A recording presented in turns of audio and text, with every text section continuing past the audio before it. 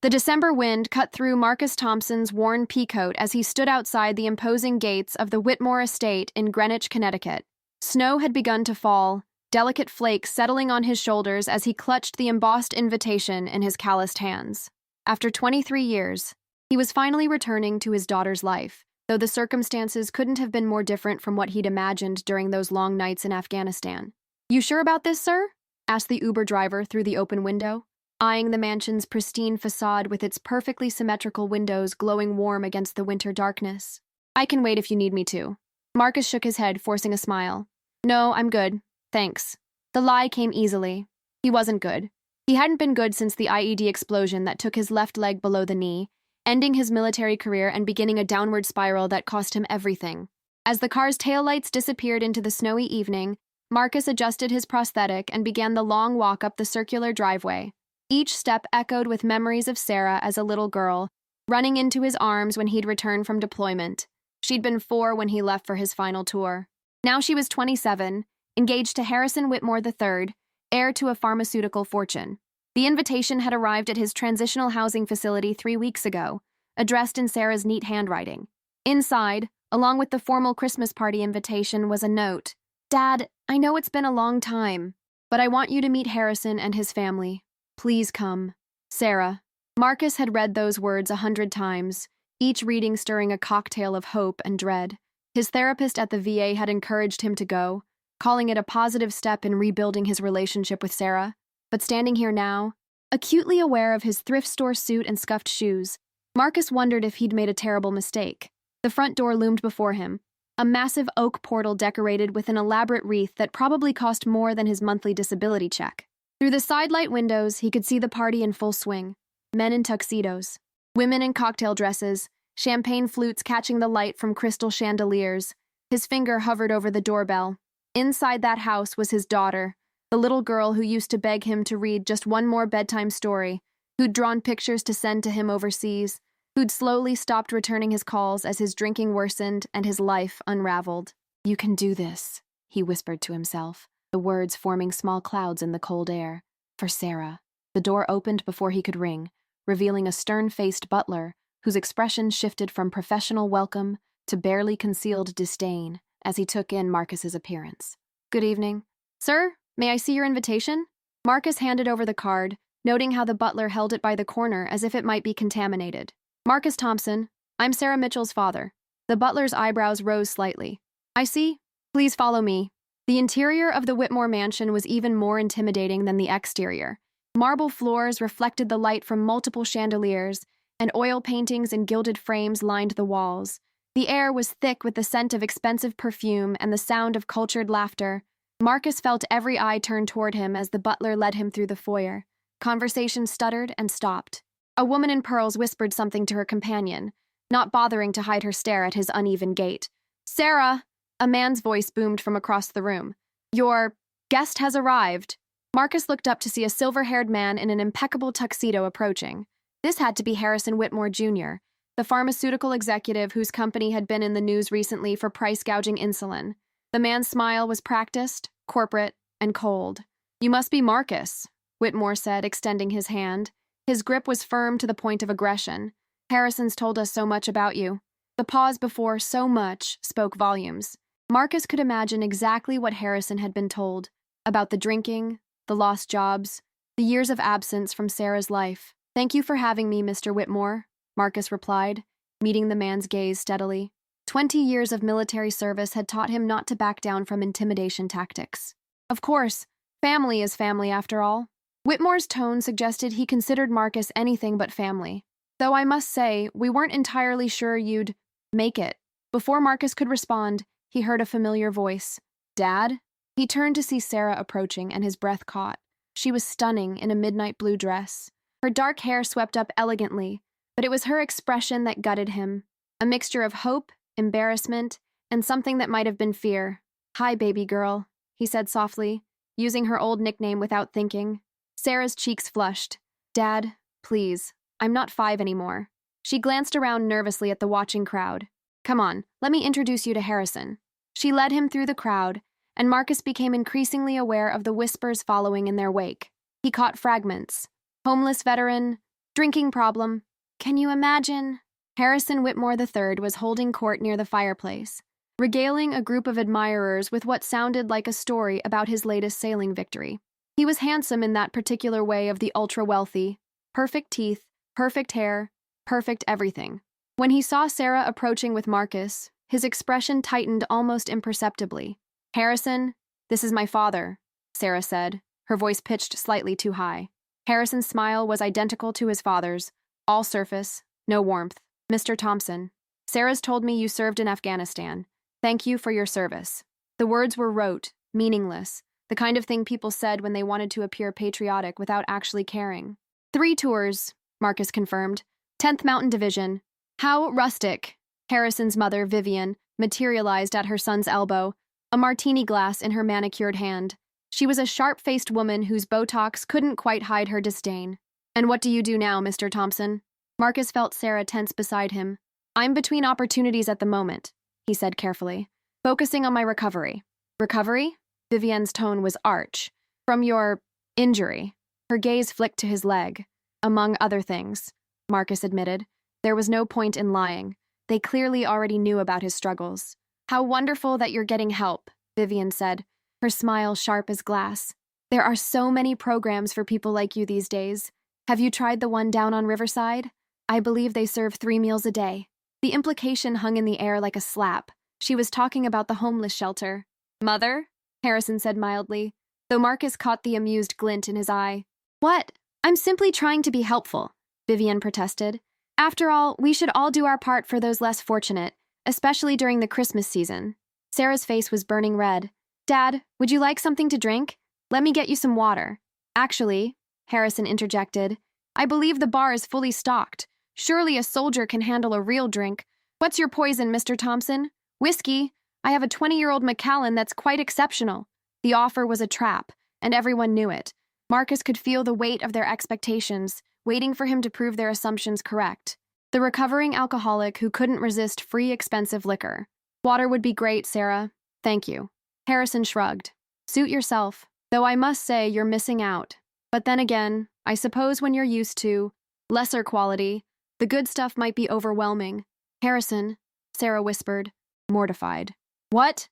"I'm being hospitable," Harrison said, wrapping an arm around Sarah's waist possessively. "Your father's a grown man. I'm sure he can handle a little friendly conversation." Marcus watched his daughter shrink into herself, becoming smaller under Harrison's touch. It was a familiar sight, one that made his hands clench involuntarily. He'd seen too many soldiers under incompetent commanders, too many people diminished by those who held power over them. "You know," Vivian said, studying Marcus over her martini glass, "I'm curious about something. How exactly did you receive your invitation?" "Sarah, darling, I thought we agreed the guest list was already at capacity." Sarah's face went white. I sent it. He's my father." Without discussing it with Harrison? Vivian's voice was silk over steel. "How independent of you. Though I suppose we shouldn't be surprised. Apple doesn't fall far from the tree, as they say." "What's that supposed to mean?" Marcus asked, his voice level but firm. Vivian's laugh tinkled like breaking glass. "Oh, nothing at all. Simply that Sarah has always had a tendency toward impulsive decisions. First, that unfortunate incident in college, then insisting on that charity work in the inner city. And now, well," she gestured vaguely at Marcus. "Mother, please," Harrison said, though he was smirking. "We shouldn't bring up Sarah's past indiscretions. I'm sure Mr. Thompson doesn't want to hear about his daughter's walk of shame freshman year. Or was it sophomore year? I can never remember." Sarah looked like she wanted to disappear into the floor. "Harrison, stop! Oh, lighten up, darling. We're all family here. Or will be, once you sign that prenup." He squeezed her waist. "Your father understands how the world works, don't you, Mr. Thompson? Sometimes we all make choices we regret. Some of us just make more than others." Marcus felt something cold and familiar settle in his chest. It was the same feeling he'd had before combat operations, a crystalline clarity that pushed emotion aside. These people were bullies, plain and simple. They might wear expensive clothes and speak in cultured tones, but underneath, they were no different from any other predator he'd encountered. "You're right," Marcus said calmly. "We all make choices. Like the choice to charge $500 for insulin that costs $5 to produce. How many diabetics made the choice to ration their medication this month because of your father's pricing decisions, Harrison?" The smirk vanished from Harrison's face. I don't think you understand how business works. I understand profit margins, Marcus replied. I also understand that some choices kill people. I've seen plenty of death. Have you? The room around them had gone quiet, guests pretending not to listen while hanging on every word. Are you threatening me? Harrison asked, his voice low. No, I'm making an observation. You want to talk about choices and regrets? Let's talk about them. Let's talk about the veterans who can't afford their medications because your family's company lobbied against price controls. Let's talk about the choices that actually matter. Dad, please, Sarah begged. Not here. Marcus looked at his daughter, seeing the pain in her eyes, and felt his anger deflate. She was caught in the middle, had been caught in the middle her whole life, first between him and her mother during the divorce, then between his deployments and her need for a father, now between her past and the future she thought she wanted. You're right, he said softly. I'm sorry, Sarah. How touching, Vivian drawled. The soldier shows restraint. Though I must say, Mr. Thompson, your attitude explains quite a bit about Sarah's rougher edges. We've been working so hard to polish them away. Polish them away, Marcus repeated. Well, yes. After all, if she's going to be a Whitmore, certain standards must be met. The way she laughs too loudly, that unfortunate habit of speaking her mind, her insistence on keeping that social work job, all remnants of a less refined upbringing, I'm afraid. Marcus saw Sarah flinch at each criticism, saw her trying to make herself smaller, quieter, less. It broke his heart in ways that combat never had. Those aren't rough edges, he said quietly. That's her soul you're trying to polish away. Her soul? Harrison laughed. How poetic. And what would you know about Sarah's soul? You haven't been around for what, 5 years? 6? She's told me all about it. The missed birthdays, the broken promises, the graduation you were too drunk to attend. Each word was true, and each one landed like a physical blow. Marcus had no defense because there was no defense. He had failed his daughter in every way that mattered. You're right, he admitted. I wasn't there. I failed her. But at least I'm not trying to turn her into someone else. At least I remember who she really is. Who she really is. Vivian set down her glass with a sharp click. Let me tell you who she really is. She's a girl from a broken home who got lucky. Lucky that Harrison saw something in her worth salvaging. Lucky that we're willing to overlook her background and welcome her into our family. Lucky that... Lucky? Sarah's voice cracked. Lucky? Everyone turned to look at her. Tears were streaming down her face, but her eyes were blazing. You think I'm lucky to be here? To stand here and listen to you tear apart my father? To watch you humiliate him for your entertainment? Sarah, darling, you're being emotional, Harrison said, his grip on her waist tightening. Perhaps you should go upstairs and compose yourself. No. Sarah pulled away from him. No, I'm done composing myself. I'm done being polished. I'm done being grateful for the privilege of being insulted by you and your family. You don't mean that, Harrison said. But for the first time, uncertainty flickered in his eyes. Don't I? Sarah moved to stand beside Marcus. My father is a decorated veteran. He served 3 tours in Afghanistan. He earned a Bronze Star, a Purple Heart, and more commendations than I can count. He lost his leg defending this country. And yes, he struggled when he came home. Yes, he battled PTSD and alcoholism. Yes, he made mistakes. But he's here now, trying to rebuild his life, trying to reconnect with me. What have you ever struggled with, Harrison? What have you ever sacrificed? What have you ever lost? Sarah, Vivian's voice was ice. You're making a scene. Good, Sarah shot back. Maybe it's time someone made a scene in this mausoleum you call a home. Marcus felt a surge of pride mixed with concern. Sarah, you don't have to... Yes, I do, she interrupted. Dad, I'm sorry. I'm so sorry. I invited you here thinking... I don't know what I was thinking. That they'd see you the way I do, that they'd understand, but they can't. They don't have the capacity to understand someone who's actually lived, actually suffered, actually fought for something greater than themselves. She turned back to Harrison, pulling off the enormous engagement ring on her finger. Here, take this back. Give it to someone who wants to be polished into nothing. Harrison's face went red. You're going to regret this. You're throwing away everything for what? For him? He gestured dismissively at Marcus. Look at him, Sarah. Is that really the family you want to claim? Sarah lifted her chin. Yes. Every broken, struggling, imperfect inch of him. Because he's real. Because he's mine. Because he taught me what actual courage looks like, even if I forgot for a while. The silence in the room was deafening. Then, from somewhere in the crowd, came the sound of slow clapping. An elderly man in a navy dress uniform stepped forward, his chest heavy with medals. "Well said, young lady," the admiral said. "Well said indeed." He turned to Marcus, his eyes sharp and knowing. "10th Mountain, you said? When were you at Bagram?" 2018 to 2019, sir," Marcus replied automatically. "Fob lightning." The admiral nodded slowly. "Tough deployment. We lost a lot of good people that year." He looked around the room with barely concealed disgust. "Maybe if some of you spent less time judging this man and more time thanking him, you'd understand what actual sacrifice looks like." Vivian huffed. "I hardly think—" "No," the admiral cut her off. "You hardly think at all. This man gave his leg for your freedom to throw parties and insult heroes. Show some goddamn respect." Marcus felt Sarah's hand slip into his, squeezing tight. For the first time in years, he squeezed back, feeling the connection between them spark to life again. "We should go," he said softly. "Yes," Sarah agreed.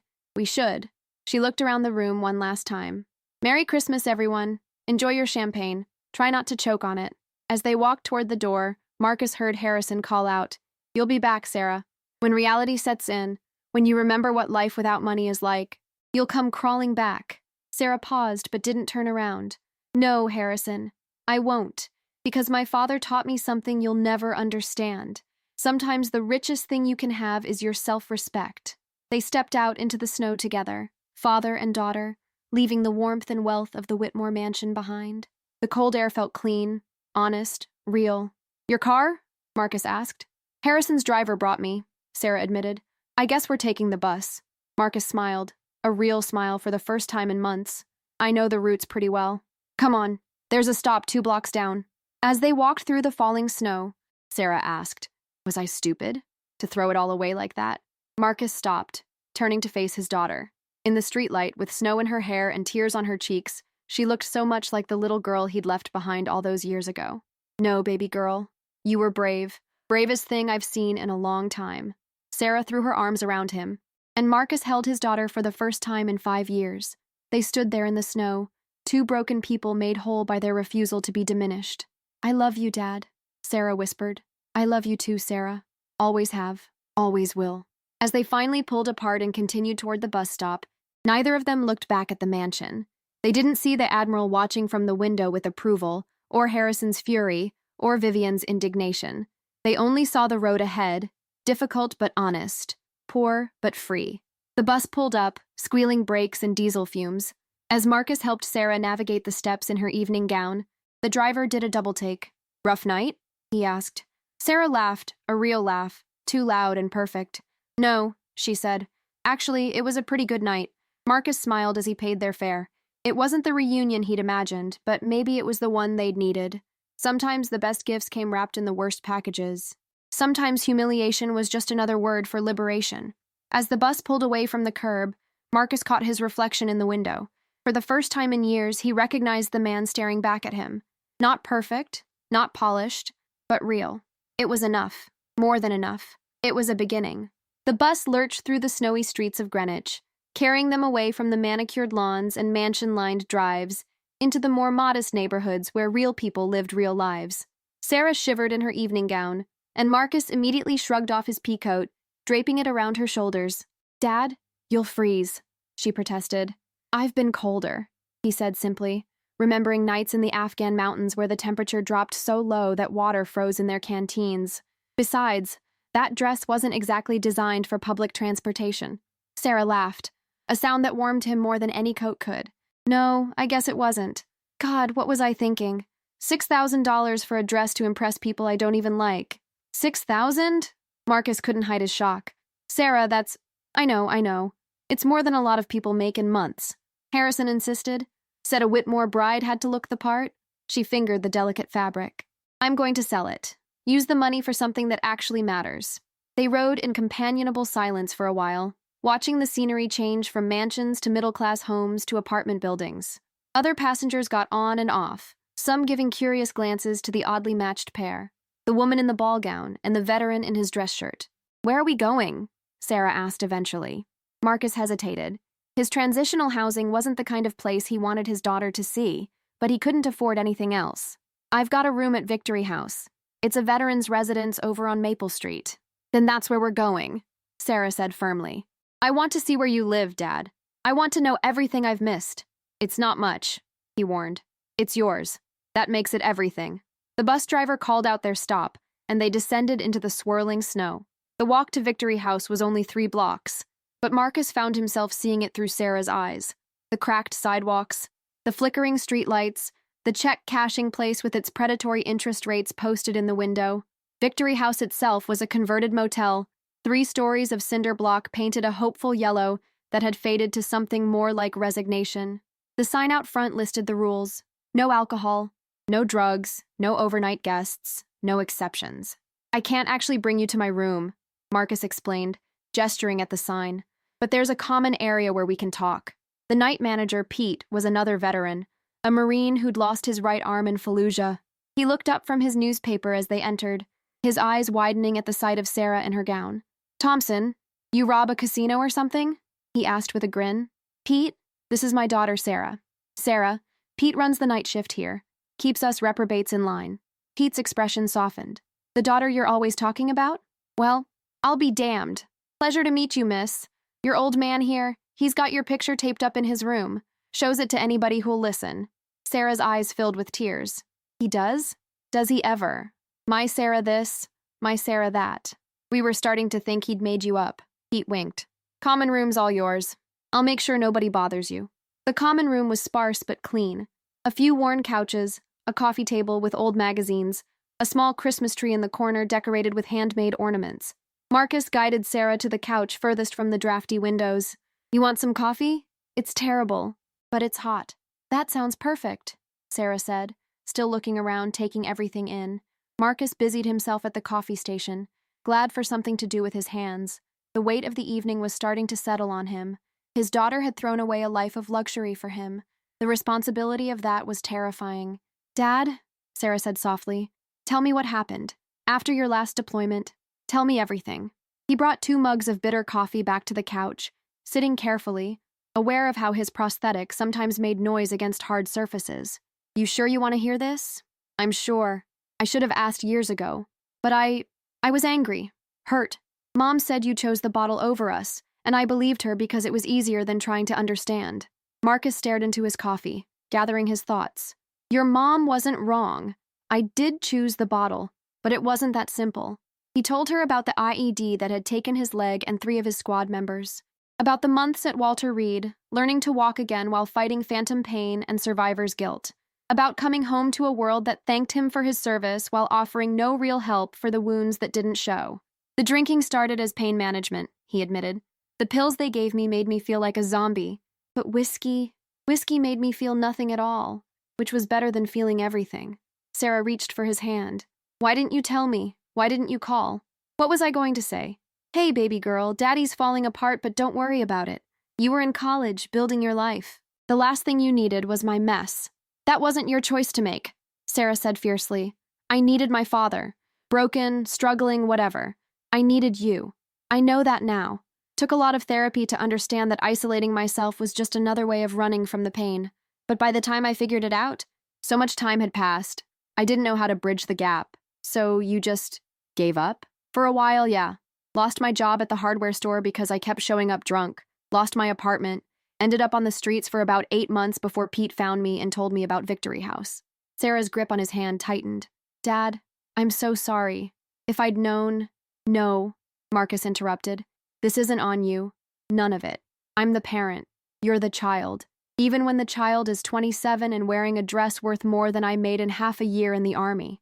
That startled a laugh out of her, watery but genuine. Not anymore. I left everything at Harrison's. My clothes, my laptop, everything. All I have is this ridiculous dress and your coat.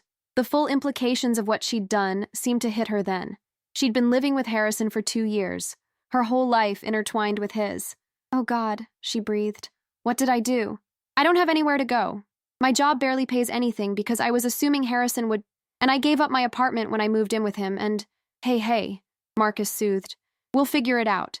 That's what family does. We figure it out together.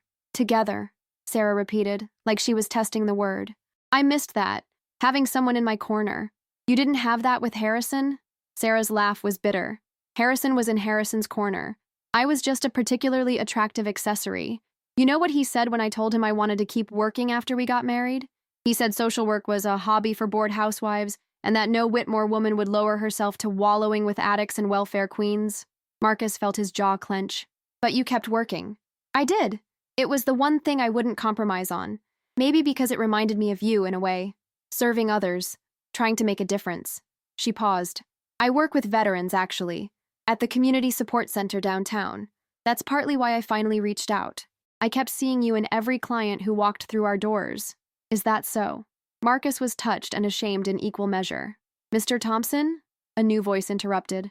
They looked up to see a young man in the doorway, early 20s with the kind of buzz cut that screamed recent discharge. Sorry to interrupt, but Pete said your daughter was here and Well, Marcus recognized him. Danny Kowalski, who had the room 2 doors down. Kid was struggling with the transition, jumped at every loud noise, barely slept. What is it, Kowalski? Danny shifted nervously. I just wanted to say thank you, miss. Your dad, he's been helping me out, talking me through the bad nights, making sure I eat, going with me to appointments when the anxiety gets too bad. He didn't have to do any of that, but he did. He's good people. Sarah looked at Marcus with surprise. Dad's been helping you? Yes, ma'am. Helped a lot of us. Actually, Williams with his resume, Jackson with his custody paperwork, even taught Morales how to cook so he'd stop living on MREs. Danny managed a small smile. Your dad's like the unofficial squad leader around here. Keeps us motivated, keeps us moving forward. I didn't know that, Sarah said softly. Danny ducked his head. Well, I won't keep you. Just wanted to say thanks. And welcome to Victory House, ma'am. It's not much, but it's home.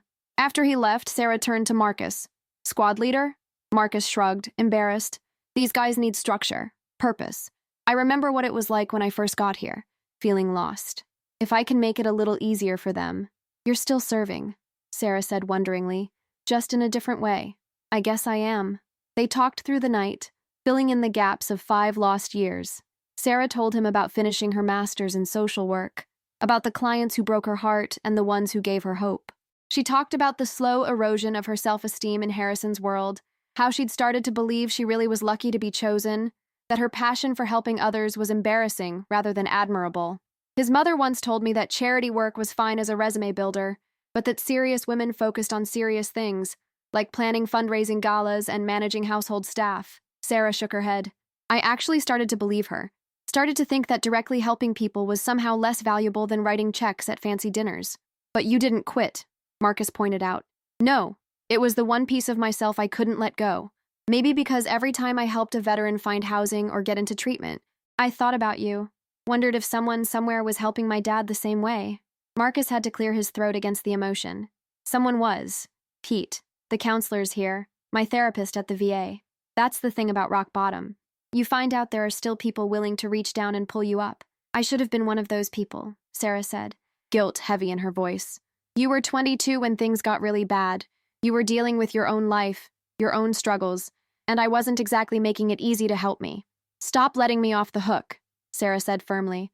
I abandoned you. I chose the easy path. Anger instead of understanding. Distance instead of difficulty. I'm not that person anymore. I don't want to be that person anymore. The sky outside was starting to lighten, the snow still falling steadily. In the corner, the small Christmas tree's lights blinked steadily, casting alternating shadows on the wall. What's your plan now? Marcus asked gently. Where will you go? Sarah was quiet for a long moment. I have a friend from work, Melissa. She's got a spare room. I can probably stay there for a while, and I'll need to find a lawyer, I guess. Harrison and I weren't married, but we had joint accounts, and I'll need to get my things eventually. Do you want to go back? Not to him, Marcus added quickly at her sharp look, but to that life. The money, the security. It would be understandable. Would it? Sarah asked. Dad, I watched them humiliate you tonight. Not just Harrison and his parents, but their friends, their whole circle. They looked at you, a decorated veteran, a hero, my father, and saw nothing but someone beneath them. How could I go back to that? How could I wake up every morning next to someone who thinks human worth is determined by bank account balances? It won't be easy, Marcus warned. Being poor. And that's what you'll be, at least for a while. Your job doesn't pay much, rent is expensive, and— I know, Sarah interrupted. But you know what? I've been poor in all the ways that matter while living in that mansion. Poor in authenticity, poor in genuine connections, poor in self-respect. At least now I'll be honestly poor. Marcus smiled despite himself. When did you get so wise? I had a good teacher, Sarah said, even if I forgot his lessons for a while. Pete appeared in the doorway. Sorry to interrupt, but it's almost 7. Morning shift's coming on, and they're stricter about the visitor rules. Sarah stood, Marcus's coat still draped around her shoulders. I should go anyway. Get to Melissa's before she leaves for work. I'll walk you to the bus stop, Marcus offered. Outside, the world had been transformed by snow, everything covered in a clean white blanket that made even the struggling neighborhood look magical. They walked slowly, neither wanting the night to end.